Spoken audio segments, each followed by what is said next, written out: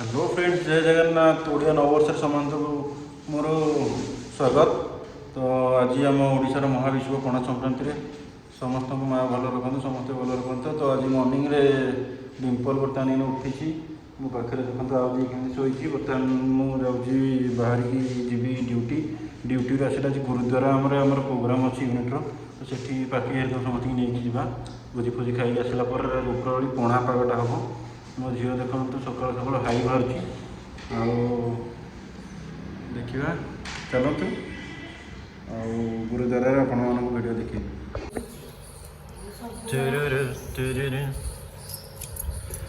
पाके आज special काटुंट dragon fruit देखिए काटा प्रणाली। सका डिम्पल दात हसिकी देखु टटर मुह कर बैसी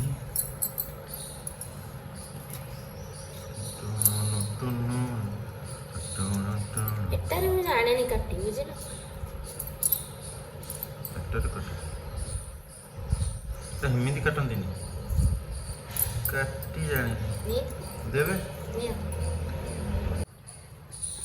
डिम्पल खाइलानी खा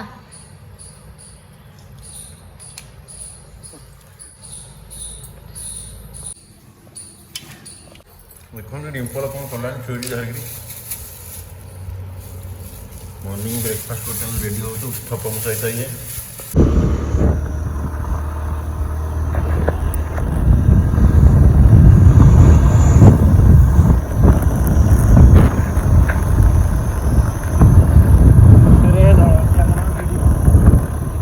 ये आसी गुरुद्वार साहिब आज आम पूजा चली।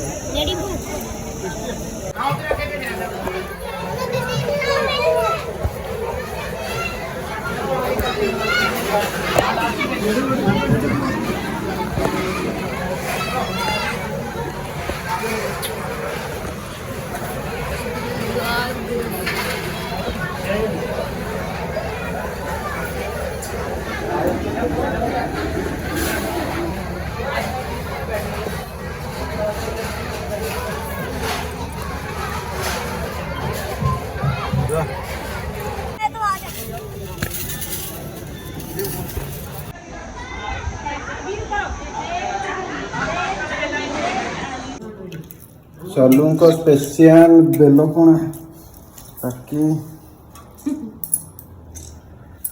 देखा जाए कि बेलपणार प्रस्तुति प्रणाली केमी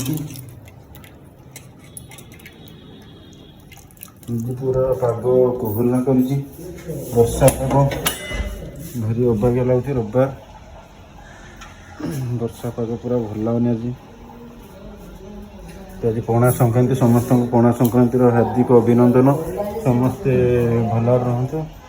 तो पणा बर्तमान पैकिंग कर आज पेटे पीकी राति नाइट ड्यूटी जावा। बर्तमान आमर फ्रूट सब कटा सरी। फ्रूट आमर अंगूर फंगूर सब पाके बेलपणा मागिक देखु हे गचर जड़े आम साइड वाला गच पाके बेल मागी आनी गचर। तो बर्तमान प्रस्तुति प्रणाली जारी रही पैकिंग कर। देखिए आमर केमती कौन कर दही राति को बसई ये आमर टाकू टाकी बेलपणा तरभुज सब पड़ी नड़िया आसो फर्स्ट क्लास पीकि आज नाइट ड्यूटी जावा। महाविश्व पणा संक्रांति समस्त हार्दिक शुभकामना। ओडिया नववर्ष समस्त मंगल कामना हो। तो आम दूर थे भी आम ओडार मतलब पूजा पर्वाणी सब को आम बहुत मिस कर। तो ये आम गुजरात में बनईकी तो ओडार मजा नौ। पाके सब पास्ता मैगी खाई पेट टाणु सब मत हैरान कर।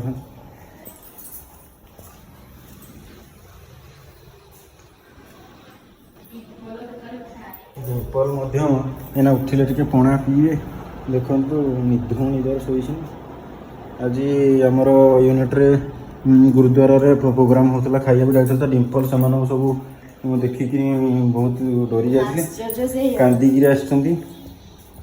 तो या परवर्ती पर्यायर आम देखा कौन केमती पणा हो। बर्तमान पाके नड़िया कोरिकी पकई सारी।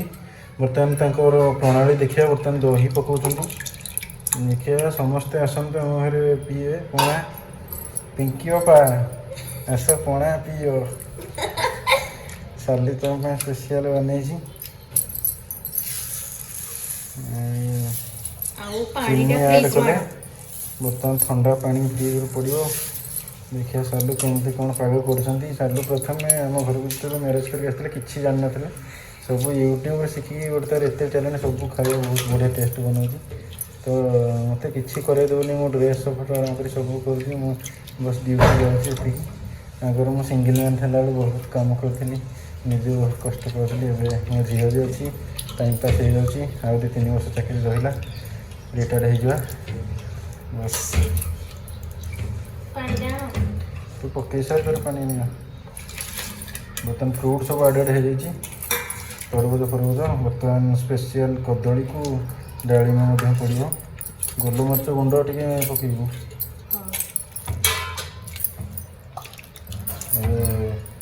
ଚିନିଟା ମିଶେଇ ଚିନିଟା ମିକ୍ସିଂ ହେଉଛି। ବର୍ତ୍ତମାନ ଟିକେ ଥଣ୍ଡା ପାଣି ଆଣିବା।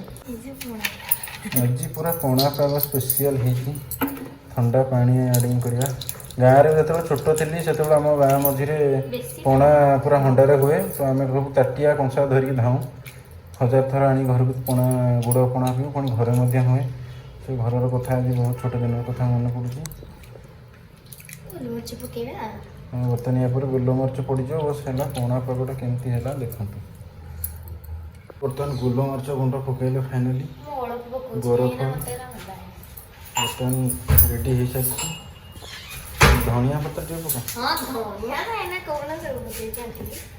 ବର୍ତ୍ତମାନ ଟିକେ ଗ୍ଲାସରେ ଉଭୁ କାଳି ଦେବେ।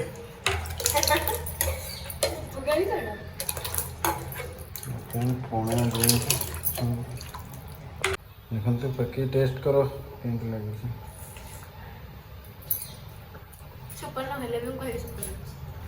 ଆମେ ପିଇଲେ ପରେ କହିବା ଭଲ ଅଛି।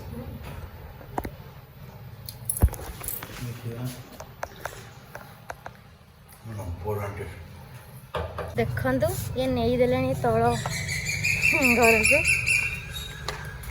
ବାଣ୍ଟ ଆଜି ଏଠି ପଣା, ସମସ୍ତେ ଗୁଜୁରାଟରେ ଯେମିତି ପଣା ଖାଇବେ ସବୁ।